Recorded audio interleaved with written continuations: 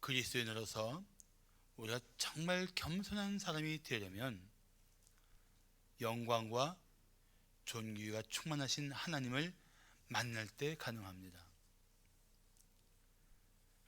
정말 하나님을 만난 사람은 겸손해질 수밖에 없습니다. 아직 겸손하지 못한 사람들 보면은 아직 하나님을 정말 그 인격적으로 만난 그 감격과 기쁨이 없이 교회에 나올 때 여전히 깨어지지 않는 자신의 그 모습을 끌어안고 살게 되는 것입니다. 아브라함은 하나님 앞에 엎드려 이런 고백을 했습니다. 나는 티끌이나 재와 같사오나 감히 주께 아뢰나이다.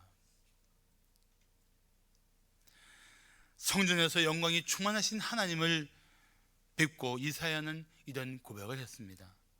화로다 나여 망하게 되었도다. 나는 입술이 부정한 자요 입술이 부정한 백성 중에 거주하면서 만군의 여호와이신 왕을 배웠음이로다. 갈릴리 호수에서 잔뼈가 굵은, 그래서 고기 잡는 일에는 뛰어났던 베드로는 고기를 잡지 못한 실패의 자리에서 능력이 충만한 예수님을 만난 후에 무릎을 꿇고 이렇게 고백합니다. 주여 나를 떠나소서 나는 죄인이로소이다. 가문이 좋고 또 학문도 탁월하고 종교적인 열심도 절대 남에게 뒤지지 않을 만큼 뛰어났던 사도 바울도 예수님의 은혜를 깊이 깨달은 후에 이렇게 고백했습니다. 죄인 중에 내가 괴수니라. 믿음의 사람들은 한결같이 하나님의 영광과 존귀에 압도되어서 자신을 겸손하게 낮추었습니다. 아담이 사탄의 유혹에 빠져서 하나님처럼 되려 했던 그 사건과 얼마나 대조적인 모습입니까? 사랑하는 성도 여러분, 우리는 참으로 영광이 충만하신 하나님을 친히 목격하고 경험한 성도답게 겸손할 줄 알아야 합니다. 하나님 앞에 나올 때도 겸손한 마음으로 나와야 합니다. 또한 다른 성도를 생각할 때에도 우리는 자신을 겸손하게 낮춰야 합니다.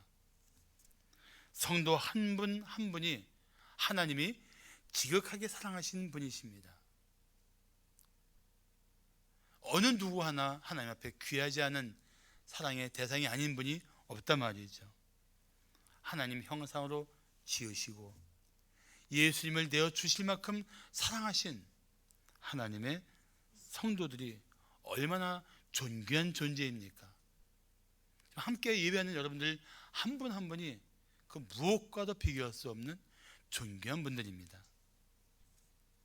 시편 139편 14절에서 노래하는 것처럼 여러분 한 분 한 분이 심히 기묘하게 창조하신 하나님의 작품입니다. 우리 한번 시편 139편 14절을 함께 번역해 볼까요? 다 같이 시작. 내가 주께 감사하오면 나를 지으심이 심히 기묘하십니다. 주께서 하시는 일이 기이함을 내 영혼이 잘 아나이다. 아멘. 심히 기묘하게 놀랍게 신비하게 지으신 하나님의 사람들이 바로 여러분들입니다. 그러므로 성도는 자신을 귀하게 여겨야 합니다. 겸손과 자기 비하는 틀립니다. 겸손은 자기의 실상을 깊이 알고 자신을 인정할 줄 아는 것이고, 자기 비하는 하나님 없이 자신을 무가치하게 여기고 자신을 정신적으로 학대하는 그러한 일종의 정신적 자살 행위와 마찬가지입니다. 자신을 귀하게 여길 줄 알아야 우리는 또 이웃을 존귀하게 여길 줄 알게 됩니다. 우리 본문 5절을 말씀하기를 너희 안에 이 마음을 품어라. 곧 그리스도 예수의 마음이니라고 말씀합니다. 너희 안에 이 마음을 품어라. 이것을 본문을 원어를 가지고 다시 구성한다면 이렇게 말씀할 수 있습니다. 성도들이요, 이 마음을 받아들이십시오. 그것은 먼저 예수님께서 받아들인 마음입니다. 예수님이 어떤 마음으로 이 땅에 오셨는가를 생각하고 그 마음을 우리가 품고 살라는 하나님의 뜻입니다. 자, 우리가 품어야 할 예수님의 마음은 무엇일까요? 첫째, 과감하게 자신을 비우는 것입니다. 자, 과감하게 자신을 비우는 거예요. 어떤 중년 부인이 고해성사를 했습니다. 신부님, 저는 하루에도 몇 번이나 거울을 보면서 제가 너무 아름답다고 교만했습니다. 제 교만한 죄를 용서해 주세요. 신부가 고백을 듣고 칸막이 커튼을 조금 들어 본 다음에 그녀에게 이렇게 말했다고 합니다. 자매님, 안심하세요. 그것은 죄가 아니라 단지 착각일 뿐입니다. 사실 사람이 자기에 대해서 뜬금없이 우월감을 가지고 오만하기 쉽습니다. 그래서 이중성이 있어요. 자기에 대해서 너무 지나친 열등감과 패배의식을 가지고 주저앉는가 하면 때로는 너무 지나친 오만한 생각과 교만에 빠지기 쉬운 게 인간입니다. 이중성이 있어요. 그런데 사실 뿌리는 같아요. 교만이나 열등감이나 뿌리는 같습니다. 겸손의 반대는 교만이지만 한편으로는 이렇게 말할 수 있습니다. 제발 잘난 척하지 말라. 자기 분수 이상으로 잘난 척하지 말라. 사실 잘난 척하는 사람의 마음속에는 상대방을 업신 여기고 자기만 높이려는 악한 의도가 있습니다. 그리고 잘난 척하는 사람일수록 사실은 자신 안에 있는 숨어있는 공허함이나 고통스러운 감정을 감추려는 그런 잘못된 의도가 있습니다. 진실한 성도는 겸손하게 자신을 바라볼 줄 알고 자신을 인정할 줄 압니다. 그래서 하나님이 주신 자기 삶을 정직하게 살펴보고 또 자기에게 맡겨주신 하나님의 소중한 은사와 재능들을 가지고 주님의 부르심 앞에 최선을 다해 살 수 있는 이 삶이 가능해집니다. 겸손한 자는 그게 가능해져요. 지나친 자기 비하는 자기 자신을 향한 하나님의 뜻을 깨닫지 못하고 거역할 수 있습니다. 그리고 하나님이 주신 은사와 재능을 묻어둔 채 자기 소중한 인생을 낭비할 수가 있습니다. 겸손한 삶은 정말 가치 있는 삶을 살 수 있고, 교만하거나 잘못된 열등감에 빠진 삶은 자기 인생을 낭비할 수가 있습니다. 굉장히 중요한 차이가 있어요. 오늘 보면 6절 말씀하기를 그는 근본 하나님의 본체시나 하나님과 동등됨을 취할 것으로 여기지 않았다고 말씀합니다. 그는이 누구입니까? 그리스도이십니다. 예수님은 본래 하나님이십니다. 그분은 영원하신 하나님이십니다. 그런데 그 하나님이 하나님의 아버지와 동등됨을 취할 것을 여기지 않고 자신을 비우셨습니다.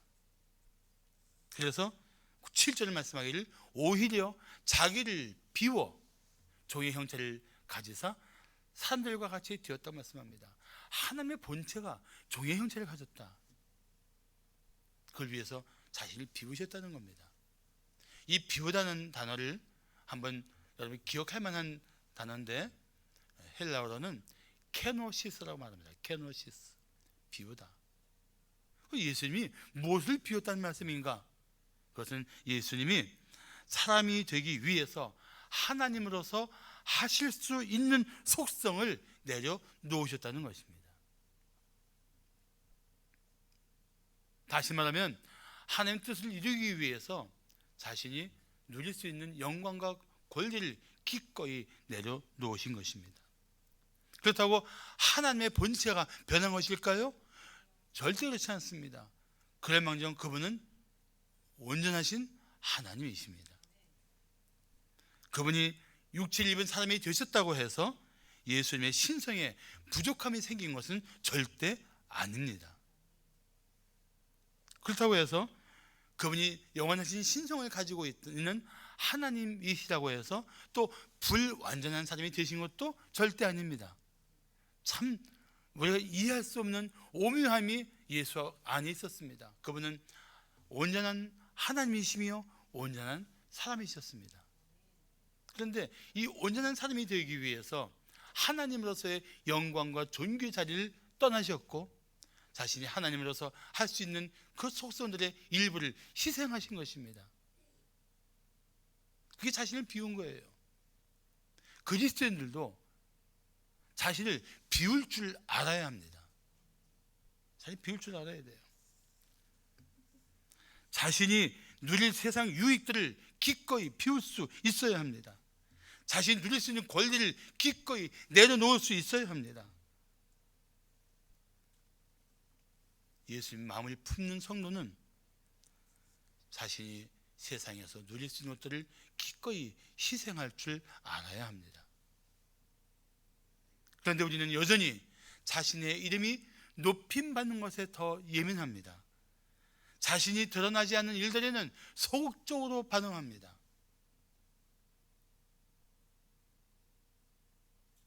그러다 보니까 자신을 비우는 일이 생각만큼 쉽지가 않습니다.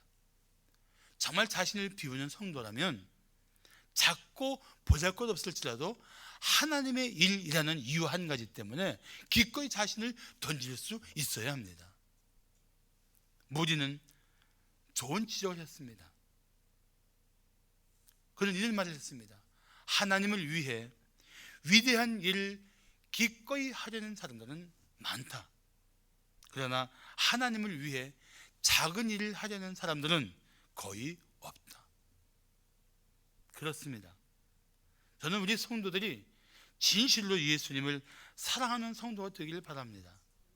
예수님을 진실로 사랑한다면 예수 그리스도의 몸인 교회를 사랑하지 않을 수 없습니다. 그 교회를 위해서 자기가 가지고 있는 모든 은사와 재능을 가지고 기꺼이 자신을 헌신할 수 있어야 합니다. 자신을 비우고 말입니다. 우리 안에 참 맹랑한 생각이 있어요. 자신을 비운다는 게 쉽지 않다는 거죠.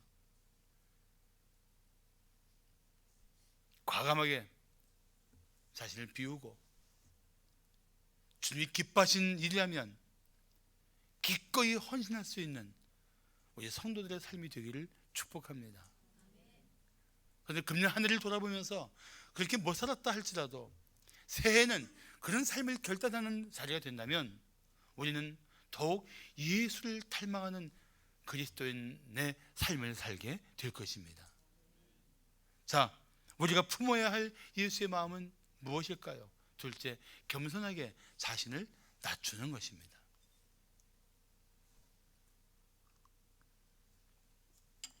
지난 성탄절 밤에 일사가고 주기철이라는 드라마를 잘 보셨습니까?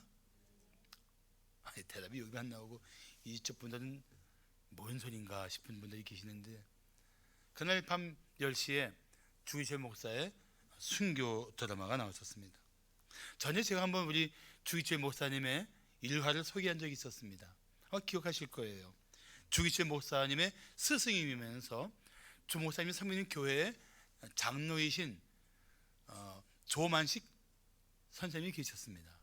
오산 고등학교 교장 선생님이었습니다. 어느 주일에 예배 시간이 지나도록 손님과 얘기하던 조장로님이 예배에 늦게 도착했습니다.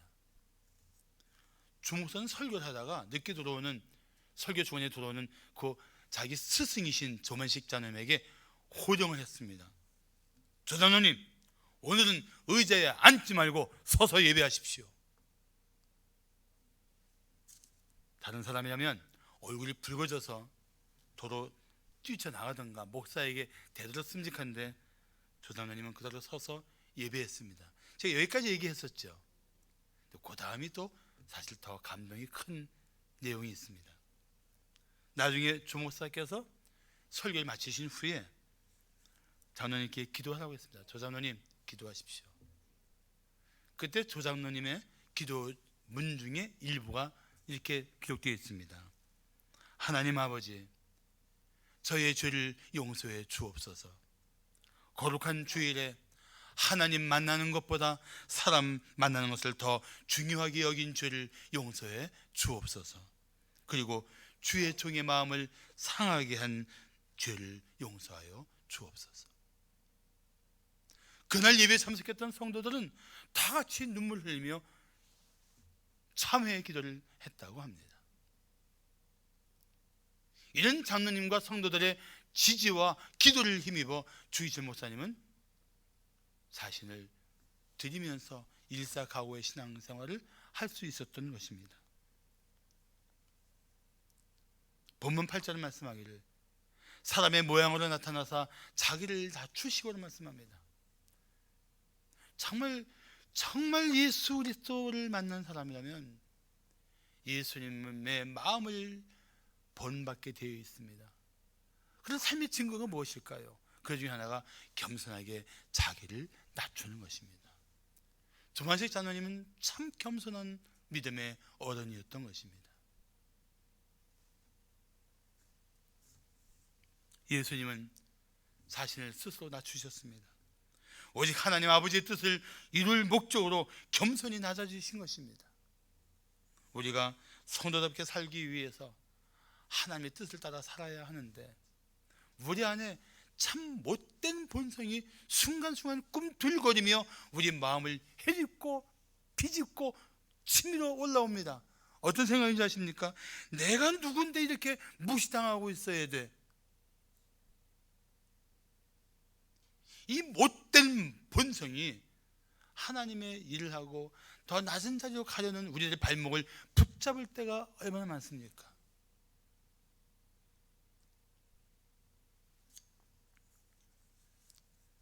그래서 결국 자존심을 세우기 위해 하나님 뜻을 거역하게 되고 자기의 알량한 자존심을 지키기 위해 하나님이 기뻐하시는 일을 등지고 살게 되는 것입니다. 바울은 빌립보 교회 성도들에게 이런 고면을 했습니다. 아무 일이든지 다툼이나 허용으로 하지 말고 오직 겸손한 마음으로 각각 자기보다 남을 낮게 여겨라. 성도는 자기보다 남을 낮게 여길 줄 아는, 이웃을 인정할 줄 아는 자세를 가져야 합니다. 초대교회뿐 아니라 역사 속에 있는 모든 교회 안에는 항상 다양한 사람들이 모여서 한 교회를 이루고 있습니다. 좋은 교회일수록 성도들끼리 서로 존중합니다. 서로 귀하게 여깁니다. 서로 인정해 줍니다. 서로 섬기려고 합니다. 예수를 닮은 성숙한 교회일수록 자신을 낮추고 지체를 높여주는 일을 기뻐합니다. 우리가 그런 교회일까요? 나는 여러분들이 자신 있게 예라고 대답할 수 있기를 바랍니다. 그런 교회를 함께 세워나가는 것, 그것이 우리가 함께 성장하며 함께 그리스도의 장성한 분량을 향하여 나가는 영적인 진보가 되는 것입니다. 더 분명히 말하자면 교회는 큰 자가 작은 자를 섬겨야 합니다. 가진 자가 없는 자를 섬겨야 합니다. 강한 자가 약한 자를 섬겨야 합니다. 예수님은 그 사랑하는 제자들에게 교훈을 주시려고 제자들의 발을 친히 씻어 주십니다. 원래 발을 씻는 일은 하인들이 하게 되어 있습니다.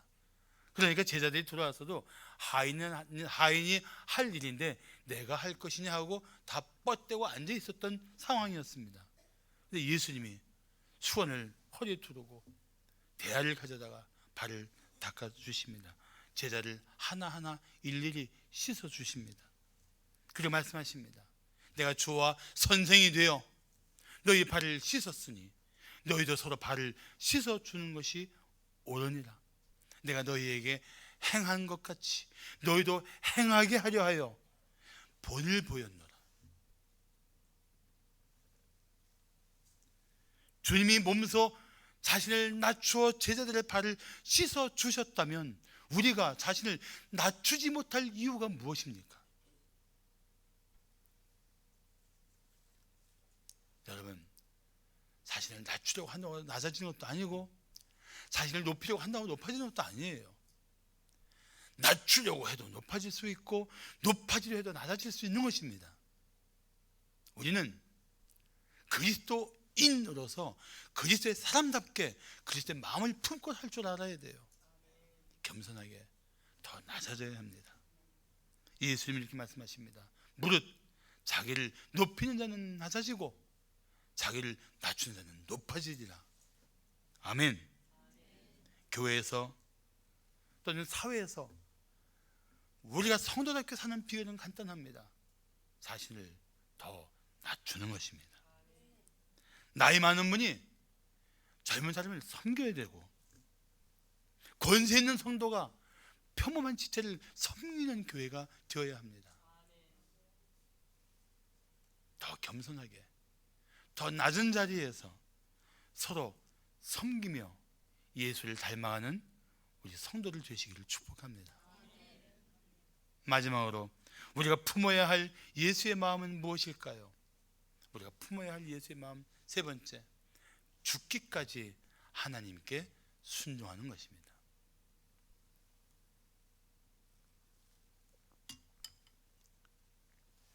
오늘 8절 하반절은 이렇게 말씀하십니다.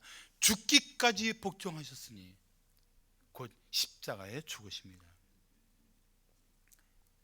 예수님은 하나님의 아버지의 뜻을 따라서 십자가의 그 수치와 모욕이 가득한 그 고통의 죽음을 맛보는 그 자리까지 철저히 순종하셨습니다. 죄에 빠진 인간을 구하기 위한 사랑의 희생입니다. 그래서 우리는 예수님의 생애를 자기 부인과 자기 희생의 삶이라고 말할 수 있습니다. 그러므로 예수를 닮아가는 제자들은 자기 부인과 자기 희생의 삶을 살아야 그리스도인의 발자취를 따를 수밖에 없는 것입니다.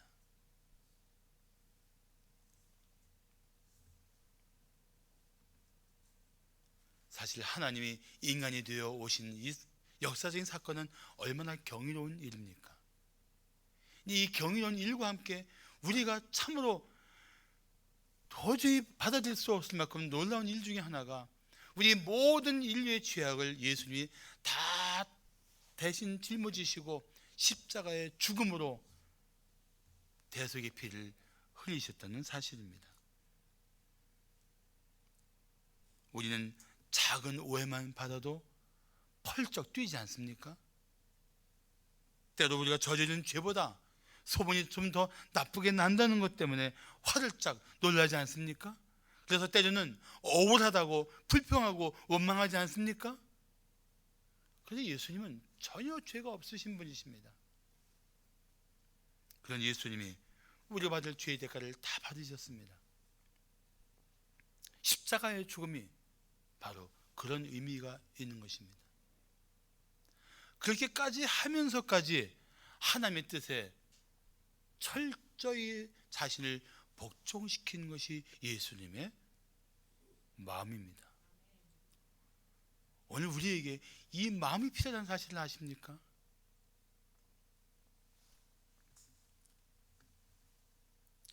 죽기까지 복종하신 예수님의 희생으로 마침내 우리는 하나님께 나아갈 길이 열렸습니다. 베드로전서 2장 24절과 25절을 말씀하기를 친히 나무에 달려 그 몸으로 우리 죄를 담당하셨으니 그 이유는 그렇게 죽으신 이유는 우리로 죄에 대하여 죽고 의에 대하여 살게 하려 하심이라. 예수님이 채찍에 맞음으로 너희는 나음을 얻었나니 너희가 전에는 양과 같이 길을 잃었더니 이제는 너희 영혼의 목자와 감독 되신 이에게 돌아왔느니라. 전에는 길 잃은 양 같은 우리가 이제는 하나님께 돌아와 은혜 가운데 살게 되었다는 이 놀라운 사실이 예수님의 희생을 통해 이루어졌다는 것입니다. 사랑하는 성도 여러분, 내 가족만이 아니고 삶의 영역을 넓혀서 내 희생을 통해서 하나님의 뜻이 이루어지고 내 죽음을 통해서 더 많은 이들에게 하나님의 은혜가 미친다면 그 죽음을 선택할 수 있는 예수를 닮은 삶의 선택이 가능해야 합니다. 그게 우리 그리스도인의 삶이 되어야 돼요. 거기까지 갈 수 있어야 돼요. 저 십자가까지 갈 수 있어야 돼요.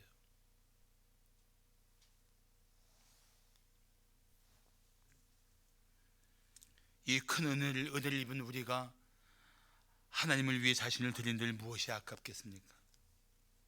연약하고 부족한 삶을 들여서 하나님의 이름을 높일 수 있다면 무슨 일인들 사양할 수 있겠습니까? 이번에 방영한 일사가고 주기철 드라마를 보면서 그런 생각했습니다. 48 나이에 기꺼이 죽음을 불사하고 신앙을 지킨 주기철 목사님이 정말 복된 분이시로구나. 영원히 소유할 수 없는 것들을 움켜쥐고 아등바등 하다가 죽음 앞에서 못 간다고 전해라고 노래한들 그게 될 말입니까? 할 일이 해야지 나마 못 간다고 전해라. 아니죠. 사랑하는 성도 여러분, 그리스도를 위해 살고 그리스도를 위해 죽을 수 있기를 축복합니다. 정말 우리 성도들이 그런 마음으로 하나가 된다면 우리 교회는 오직 주의 이름을 높이며 주의 영광을 높여드리는 교회로서 내년에 새로운 시작을 하게 될 수 있을 것입니다. 어차피 우리는 죽어요. 누구나 죽음 앞에 직면할 때가 옵니다. 좀 더 움켜쥐고 좀 더 누리고 좀 더 요식으로 살려고 바둥바둥 하다가도 죽을 것이고, 어차피 이 한 생명이 죽을 수밖에 없는 운명이라면 차라리 내 생명의 주인 되신 예수 위에 살다가 예수 위에 죽겠다고 그 생명을 건 믿음을 지키고 살아도 마침내 죽음 앞에 설 때가 온다는 것입니다. 무엇을 위해 살다가 무엇을 위해 죽을 것인가? 이렇게 덧없는 인생의 흘러감 속에서 둥둥 떠가는 부유물처럼 살 것인가? 아니면 생명을 걸고 예수를 믿는 자답게 살 것인가? 우리는 이 한 해의 마지막 주일에 다시 한번 마음의 옷깃을 여미고 결단할 필요가 있습니다.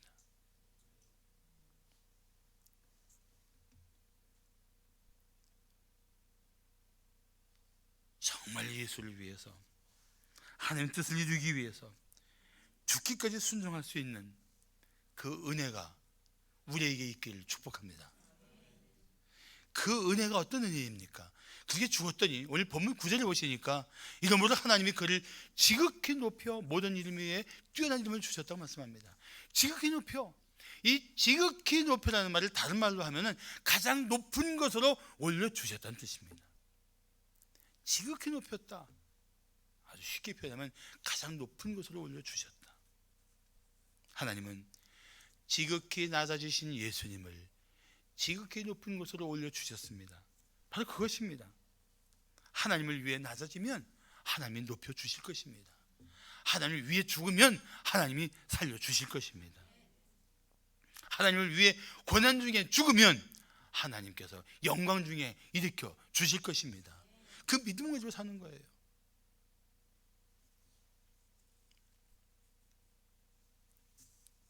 토마스 아 캠피스는 그의 책 그리스도를 본받아에서 이런 말을 했습니다. 하나님은 겸손한 자와 함께 걸으며 낮은 자에게 자신을 계시하시며 작은 자들에게 지식을 주시며 순결한 영혼들에게 자기의 의도를 나타내신다.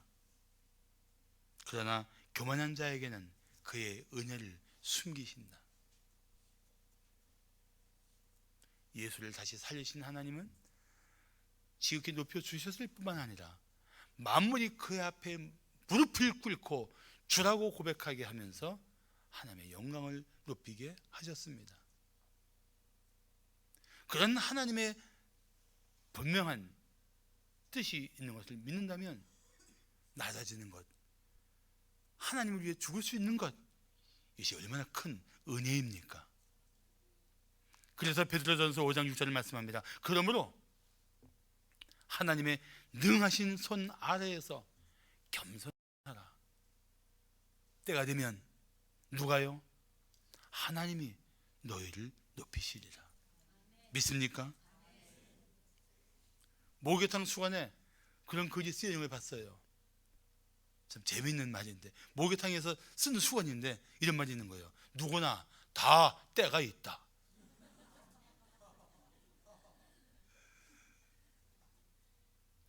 여러분, 하나님께서 하나님을 위해 일하는 사람들에게는 그들을 높이며 존귀하게 하게 하실 하나님의 때가 반드시 있습니다.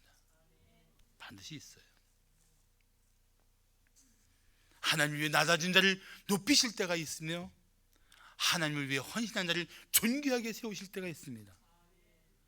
사랑하는 성도 여러분, 금년 한 해를 어떻게 살았습니까? 정말 어느 순간에 한 해를 맞이하는가 싶었는데 이미 한 해의 마지막 자리에 앉아있는 우리들에게 한번 중요한 질문이 아니겠습니까? 내가 한 해를 어떻게 살았는가? 여기서 우리가 잘 결정해야 새해를 금년보다 더 가치 있게 보람 있게 살 수 있지 않겠습니까? 한번 물어봅시다. 무엇보다 내가 하나님의 뜻을 구하며 그 뜻을 이루기 위해 살았습니까? 저는 우리 성도들이 내년에는 세월이 가면서 더 성숙해지면서 예수를 닮아가는 성도들이 되시기를 축복합니다. 그래서 우리 그렇게 예수를 닮고 예수와 함께하는 우리 성도들과 저 본향을 향한 순례의 길을 믿음으로 뚜벅뚜벅 걷고 싶습니다. 순례자로서 예수님 마음을 품고 살았으면 좋겠습니다. 그리고 마침내 하나님 뜻을 이루기 위해 생명까지 내어드린 이 성도들의 헌신 때문에 하나님의 이름이 높임을 받고 주의 영광이 드러났으면 좋겠습니다. 저는 오늘 2015년을 마무리하면서 나영자 시인의 시 하나를 읽어드리고 싶습니다. 시를 읽겠다고 딱 하는 순간에 반주자의 백뮤직이 나와야 분위기 있는데,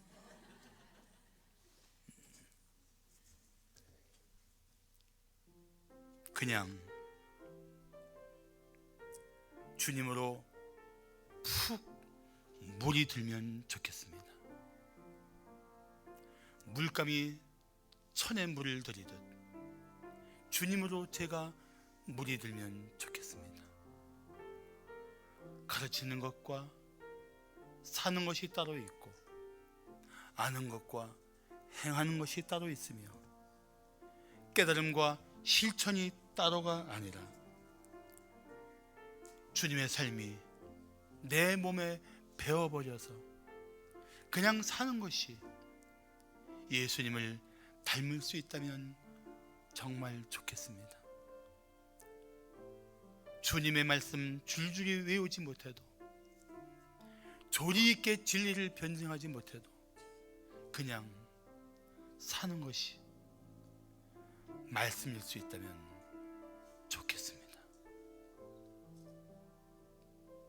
기도하겠습니다.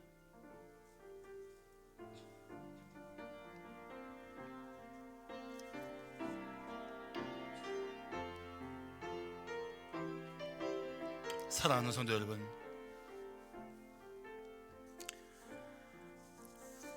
한 해 동안 최선을 다해 사신 거 압니다. 열심히 사신 것도 압니다. 때로는 절망적인 순간도 이겨내고 슬픔도 극복하고 주저앉았던 자리에서 다시 일어나 하나님을 힘입어 살아온 여러분들의 모습을 알고 기억하고 있습니다. 하나님은 다 아십니다.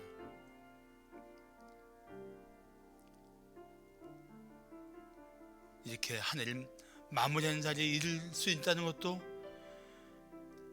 하나님의 신실하심이 아니면 불가능했던 그 삶의 현장을 마침내 벗어나서 우리는 여기까지 왔습니다. 그런데 단순히 살기 위해 몸부림치는 인생이 아니라 예수를 닮아가는 인생, 예수님과 함께 나를 위해 예비하신 본향을 향하여 나아가는 믿음의 진보가 있는 전진하는 인생을 살아야 그리스도인의 삶이라고 말할 수 있지 않겠습니까?